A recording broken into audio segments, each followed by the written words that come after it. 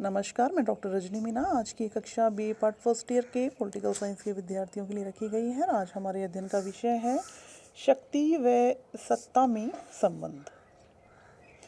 राजनीतिक संगठनों में शक्ति एवं सत्ता का महत्वपूर्ण स्थान होता है।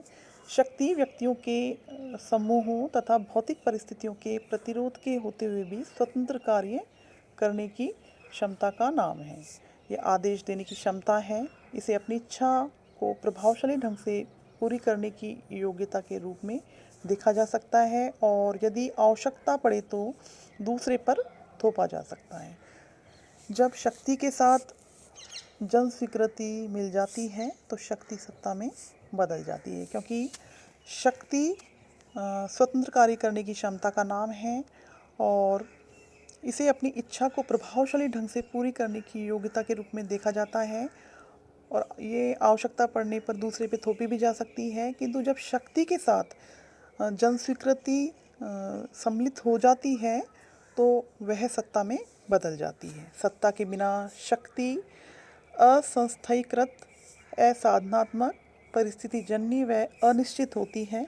सत्ता संस्थायीकृत होने के कारण अपने विषय क्षेत्र व प्रकृति से निश्चित होती है, अर्थात शक्ति एक तरह से अनिश्चित होती है और असंस्थायीकृत, असाधनात्मक, अनिश्चित, परिस्थितिजन्य होती है। जबकि हम देखते हैं कि सत्ता के अंतर्गत स्थायित्व होता है और सत्ता संस्थायीकृत होने के कारण अपने विषय क्षेत्र व प्रकृति से निश्चित होती है।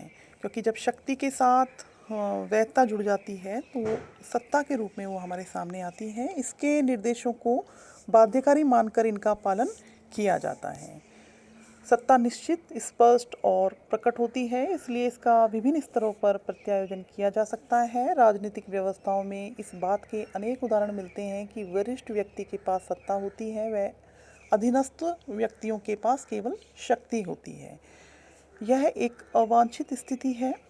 राजनीतिक व्यवस्था में सत्ता व शक्ति को संयुक्त किया जाता है, क्योंकि अत्यंत लोकप्रिय शासक को भी शासन चलाने हेतु शक्ति व सत्ता दोनों की आवश्यकता होती है। इस प्रकार से हम देखते हैं कि जब शक्ति के साथ जन स्वीकृति जुड़ जाती है तो वो सत्ता के रूप में प्रकट होती है। शक्ति का अपने आप में कोई निश्चित स्वरूप नहीं है, वो अस्थायी होती है, या फिर कह सकते हैं हम कि शक्ति के अंतर्गत सत्ता की तुलना में स्थायित्व नहीं पाया जाता, क्योंकि शक्ति एक प्रकार से बल प्रयोग की योग्यता है, ना कि इसका वास्तविक प्रयोग। किंतु समय या आवश्यकता पड़ने पर इस शक्ति को थोपा भी जा सकता है।